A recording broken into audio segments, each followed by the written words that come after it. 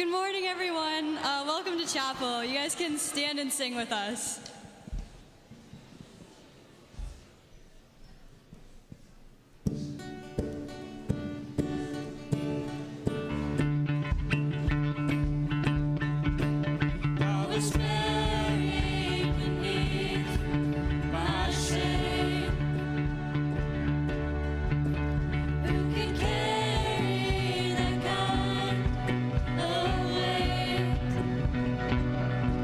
It was my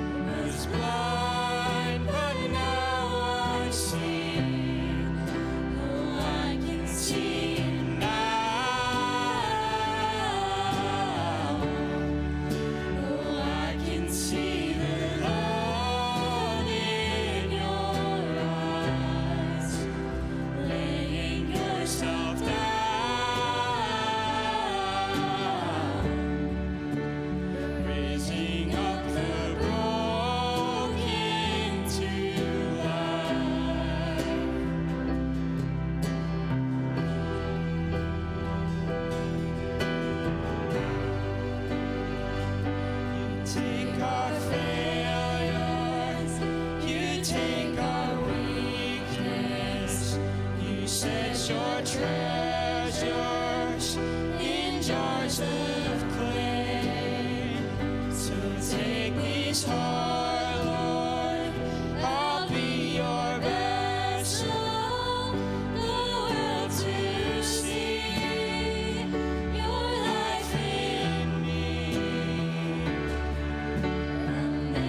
Amazing grace, how sweet the sound that saved a wretch like me. Oh, I once was lost, but now I am found. Was blind, but now I see. Oh, I can see now. Oh, I can see the love in your eyes, laying yourself down,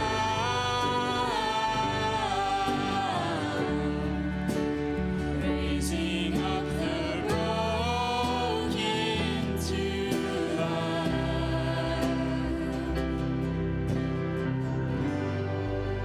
As you're being seated, please welcome Mr. Byman.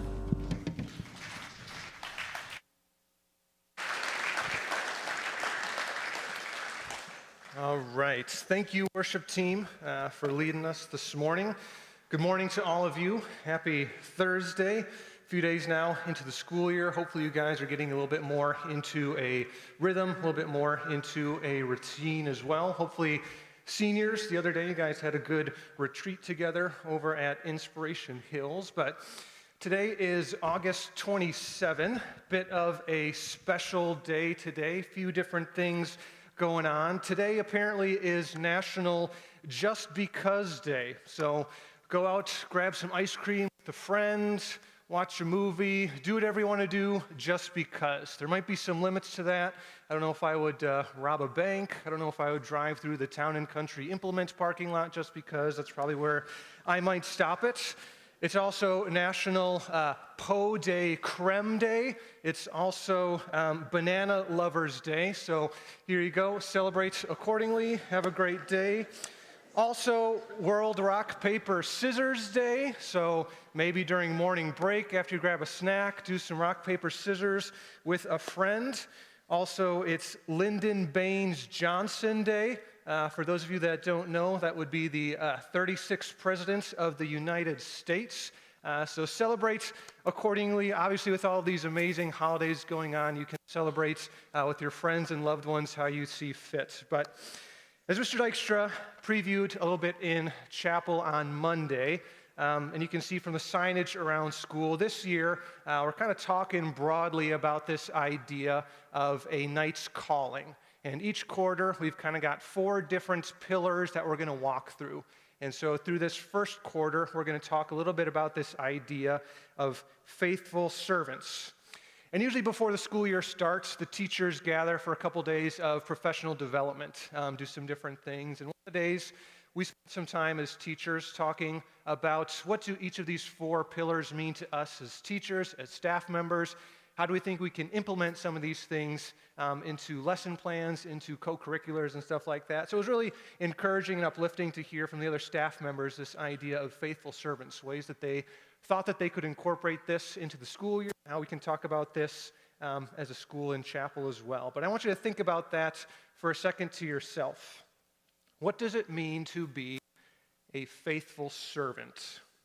Not going to call on anyone to share anything like that, but just kind of think for yourself, what does it mean to be a faithful servant? How can I be a faithful servant as a high school student? There's a lot of questions that you can start to ask as you kind of think about that as well.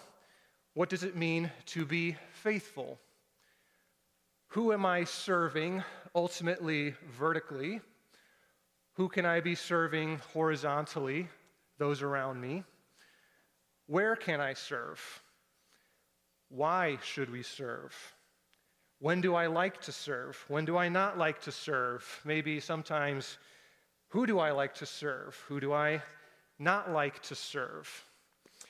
Now, for those of you that enjoy sports, maybe sometimes you watch ESPN, stuff like that, and you turn on most sports shows these days, and it seems like most of what they do is they like to debate who's the greatest of all time in any sort of sport. You know, is Patrick Mahomes done enough? Is he on the trajectory to eventually surpass Tom Brady as the greatest of all time? I'm from Chicago, so obviously in basketball, Michael Jordan is going to be the greatest basketball player of all time. This morning at cross-country practice, we were talking about who's the greatest solo musical artist of all time. Micaiah thinks it's Kanye West. I don't know if I would agree with that. I Googled it a little bit. There were some other people that were maybe a little bit higher than Kanye, but it started to get me thinking about this question: who would be the greatest servant of all time? And I know that term is a little bit of an oxymoron because serving doesn't necessarily mean greatness. You don't have to really, if you're serving, you're not seeking out greatness, so it seems a little bit of an odd thing, the greatest servant of all time. But I think most of us would probably quickly identify one person, and it seems pretty obvious, and that answer would be Christ. Philippians talks about this in chapter 2, starting at verse 5. In your relationships with one another, have the same mindset as Christ Jesus, who being in very nature God, did not consider equality with God something to be used to his own advantage. Rather, he made himself nothing by taking the very nature of a servant. Being made in human likeness and being found in appearance as a man, he humbled himself by becoming obedient to death, even death on a cross. So here you have Christ, a Trinitarian, parts of the Godhead, three in one, the creator of the universe who made everything, making himself a man and walking among us. He's opening himself up to the realities of living in a fallen world. Sickness, pain, cold, heat, hunger, thirst, sleeplessness, joy, sadness, grief. I don't know if it's still a show or not, but there used to be a TV show, I think on CBS maybe, called Undercover Boss. And the premise of this show was that you take these multi-millionaire CEOs and these people that are in charge of these mega corporations and huge companies, and they spend a week in a wig and a fake mustache, and they kind of go around their company doing important but maybe less noticed work to see how the inside of their company runs. Things like sweeping hallways, working assembly line, maybe handling phone calls in the complaint department. And I know it's not a perfect analogy, but I kind of think about that with Christ. Here's the God of the universe who made everything out of nothing simply by speaking, who literally showed that he could walk across water, yet most of the time within his disciples, he chose to hang out in the boat with them, walking many miles from town to town, preaching of the coming kingdom. It's a very humbling thing. And when I think of Christ as a servant, I think of one specific story, and it's one that you've probably heard a number of times before, but I want to revisit this specific example of Christ embodying servanthood from John 13. It was just before the Passover festival. Jesus knew that the hour had come for him to leave this world and go to the Father. Having loved his own who were in the world, he loved them to the end. The evening meal was in progress, and the devil had already prompted Judas, the son of Simon Iscariot, to betray Jesus. Jesus knew that the Father had put all things under his power and that he had come from God and was returning to God. So he got up from the meal, took off his outer clothing, and wrapped a towel around his waist. After that, he poured water into a basin and began to wash his disciples' feet, drying them with the towel that was wrapped around him. Now remember, Jesus is God in this moment, knows all things, so he knows Judas is about to betray him, yet he's still choosing to wash his feet in this moment. He came to Simon Peter, who said to him, "Lord, are you going to wash my feet?" Jesus replied, "You do not realize now what I am doing, but later you will understand." "No," said Peter, "you shall never wash my feet." Jesus answered, "Unless I wash you, you have no part with me." "Then, Lord," Simon Peter replied, "not just my feet, but my hands and my head as well." Jesus answered, "Those who have had a bath need only to wash their feet. Their whole body is clean, and you are clean, though not every one of you." For he knew who was going to betray him, and that was why he said not everyone was clean. When he had finished washing their feet, he put on his clothes, returned to his place. "Do you understand what I have done for you?" he asked them. You call me teacher and Lord, and rightly so, for that is what I am. Now that I, your Lord and teacher, have washed your feet, you also should wash one another's feet. I have set you an example that you should do as I have done for you. Very truly I tell you, no servant is greater than his master, nor is a messenger greater than the one who sent him. Now that you know these things, you will be blessed if you do them. Now, I know a number of you live in the country. My wife and I are townies. We live in Orange City, but she's got a friend that lives just on the edge of town. So when they go and do play dates with our kids, she drives maybe just about a mile into the country and mile back. So she's doing maybe 2 miles or so. And whenever she goes into the country, our van usually comes back ending up looking something like this. So that's what our van usually looks like when she comes back from visiting her friend. If this is what our van looks like, usually from driving about 2 miles into the country, can you imagine what the disciples' feet looked like? These guys are wearing sandals every day. They're walking miles and miles and miles to get everywhere. So you imagine Jesus washing his disciples' feet. That's a very humbling thing. The day that I started putting some of these ideas together for chapel, our cross-country team had just gone on a long run on the Puddle Jumper Trail. I remember standing in the parking lot afterwards. We were doing some strides, and Eli Galenzi took his shoes off, and he had some blood on his socks, maybe from like a pop blister or something like that. And I was kind of thinking to myself, would I wash this guy's feet? No offense, Gliz, but I was, like, would I wash his feet? Like, I don't know.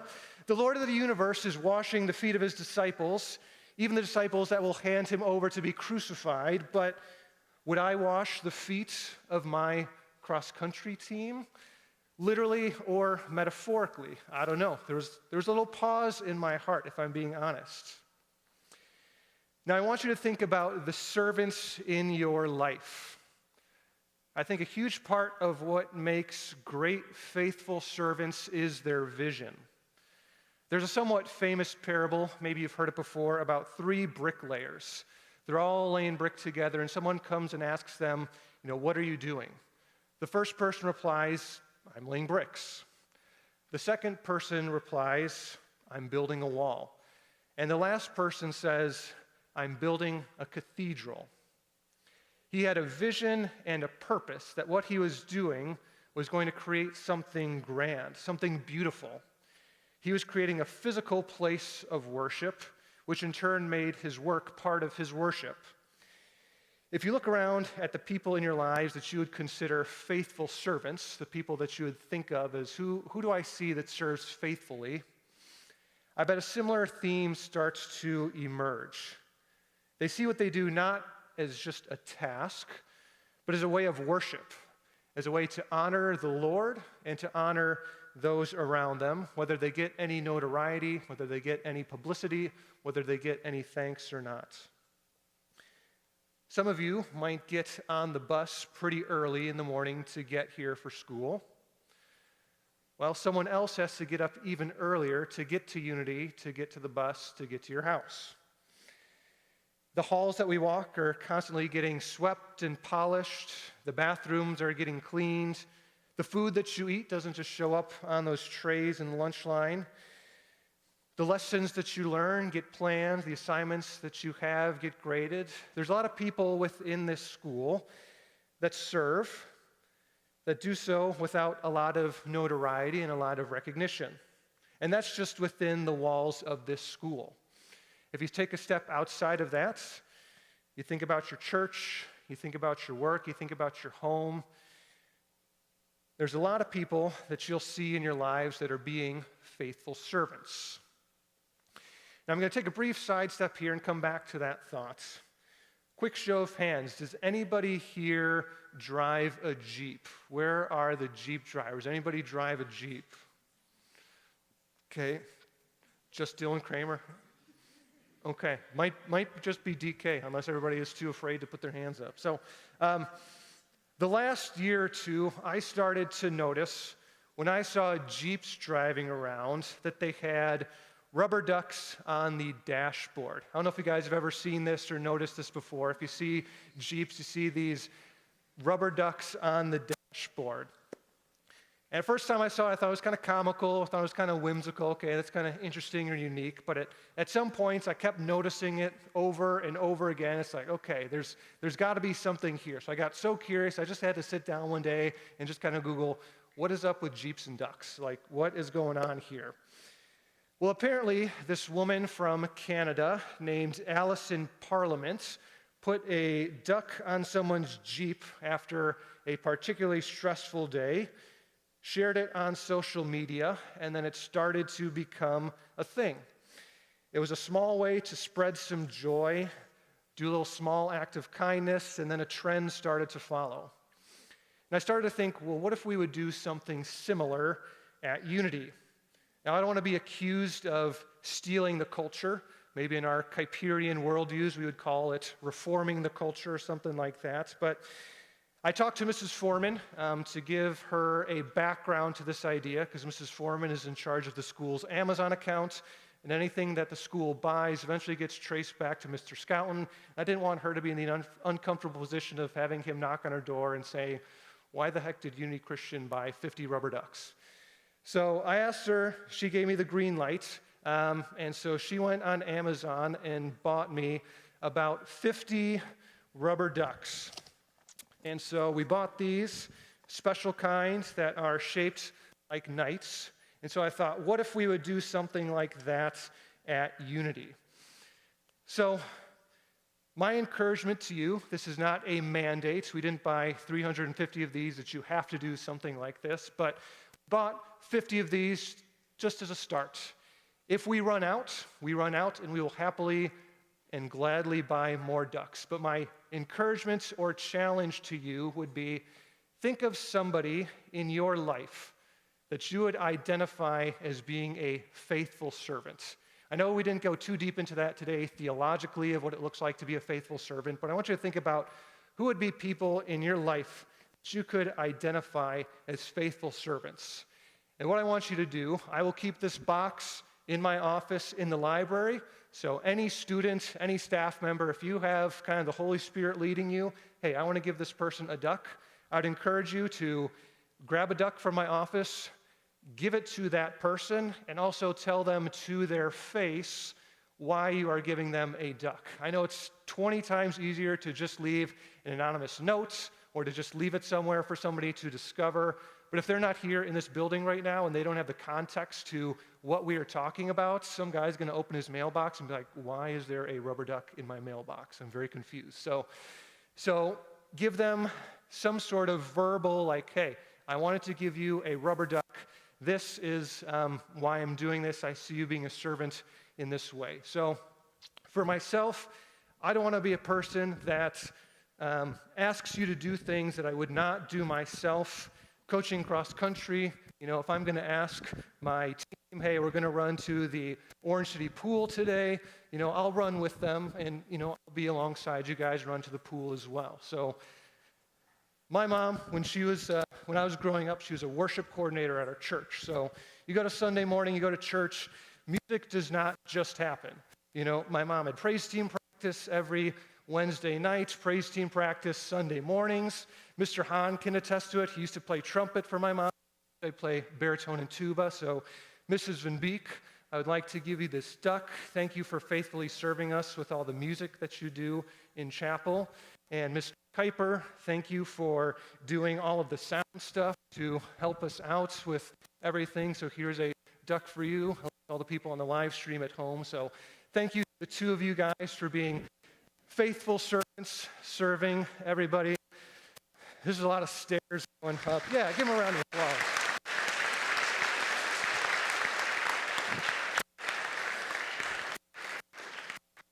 So that would be the idea. If you've got a person in your life that you want to give a duck to, it doesn't have to be a 10-minute spiel. It doesn't have to be something crazy. Just 5-10 seconds. Hey, I see you being a faithful servant. I'd love to give you a duck. I'd love to knight you with this rubber duck.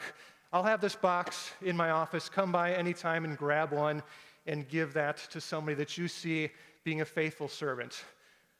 If we run out, we will gladly buy more. If we don't, I might just be sitting with 48 rubber ducks in my office, and we'll see what happens because of that. But Let's close just with a word of prayer before we dismiss. God, we thank you for this day. We thank you for the opportunity to gather together as a student body to worship you, spend some time in your word. May these students here to see faithful servants in their lives. May they be faithful servants themselves. May they see things around them, see things in this world where they can serve you faithfully, honoring your kingdom, both here at school, at home, in their communities. Spur us on to do the works that you have called us to do. Bless our time today and be with us as we go forth in the rest of our day. We ask this in your Son's holy name. Amen. Have a great rest of your day. You guys are dismissed. Go play some